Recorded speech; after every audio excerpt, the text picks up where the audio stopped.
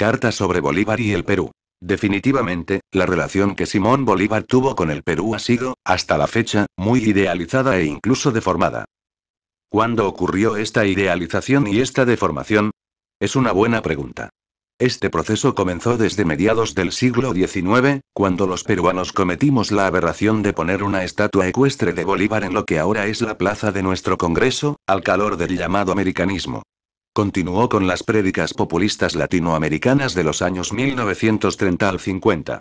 Me refiero, por ejemplo, al APRA con su visión de Indoamérica y el supuesto rol de Bolívar como antecedente de la integración. Y, finalmente, culminó con las ideologías izquierdistas latinoamericanas de los años 60 al 80, que leyeron a Bolívar casi como si hubiera sido un revolucionario incomprendido del temprano siglo XIX, tal como lo pinta Gabriel García Márquez en su novela El general en su laberinto.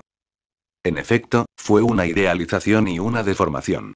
Porque si uno acude a las fuentes primarias, vale decir, a los periódicos, a las cartas personales y a los documentos oficiales de esos años de la independencia, queda muy claro que nosotros los peruanos le caíamos terriblemente antipáticos a Bolívar. Tanto como los realistas, como bajo ropaje patriota. Esta antipatía se destila con claridad desde los tiempos de la célebre Carta de Jamaica. Todo esto, por supuesto, fue complejo y muchas veces no explicitado en los documentos públicos, pero fue real y tuvo raíces concretas. La revolución de independencia en el norte y en el sur de la América Meridional fue, en verdad, una revuelta contra el centro realista limeño. Los cerebros de ese centro realista fueron, sin duda, mayormente peninsulares, como el virrey Abascal. Pero el común de la gente eran peruanos, y que se llamaban, a sí mismos, peruanos, vale decir, criollos, mestizos, negros e indios. Solo una parte de ellos tuvieron sentimientos proclives a la independencia desde el comienzo del proceso, luego de la invasión francesa de España. El grueso, hasta 1824, tuvo el corazón realista. Y la razón era clara. Esta población vivía en el núcleo de la América del Sur que había tenido una relación especial con España durante siglos. Esta población llegó a ver a rioplatenses y chilenos y, posteriormente, a los gran colombianos, como invasores depredadores. Es extraordinario constatar el rencor que rioplatenses como Monteagudo o caraqueños como Bolívar tuvieron, desde el comienzo, contra esta suerte de posición privilegiada que había tenido el Perú durante la mayor parte del dominio hispánico. Esto conecta con la que yo he llamado la idea del Perú como monstruo peligroso. Desde las goteras de Charcas, desde esa pequeña aldea que era la Buenos Aires autonomista, desde la rústica Chile, desde los llanos de Venezuela, el Perú era visto como un monstruo, como una amenaza. Bolívar tuvo muy clara esta percepción y, de hecho, por eso hizo todo lo posible por crear un hegemón alternativo. La Gran Colombia, que estuvo integrado por las actuales Colombia, Venezuela y Ecuador, con pretensiones sobre Guayaquil y sobre el río Amazonas y su gigantesca área circundante. La Gran Colombia nació así como un contrapeso al supuesto peligro peruano.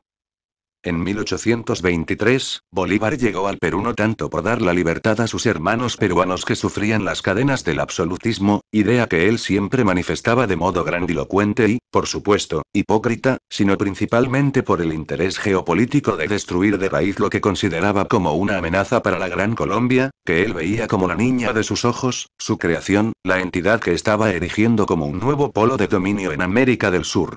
Por eso se crea Bolivia, para cortarle las patas al monstruo peruano, no tanto por dar rienda suelta a la libre determinación y al anhelo de una patria boliviana en ciernes en la que, es cierto, muchos altoperuanos creían, pues nunca hubo unanimidad para unirse con el Bajo Perú dominado por Lima.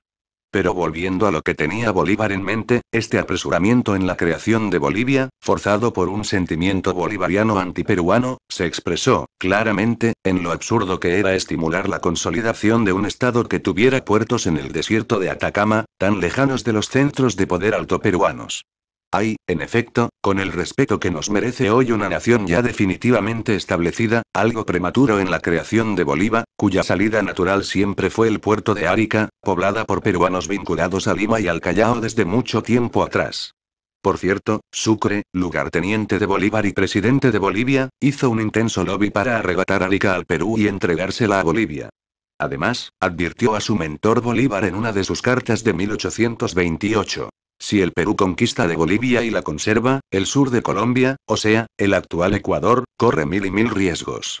Tanto era el recelo, y hasta el odio, de Sucre contra el Perú que llegó a incluso a proponer la división de nuestro país, como lo conocemos ahora, en dos estados, como una manera de garantizar la seguridad de Bolivia.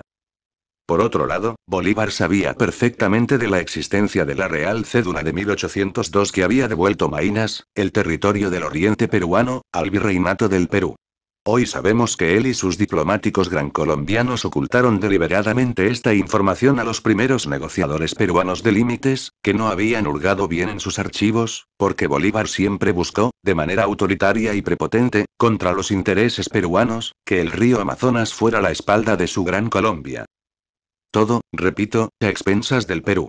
Así, pues, desde la perspectiva de Bolívar, no es descabellado apreciar que, luego de la batalla de Ayacucho, el Perú haya sido visto como un país derrotado que podía ser tratado como botín de guerra, como una especie de Polonia sudamericana.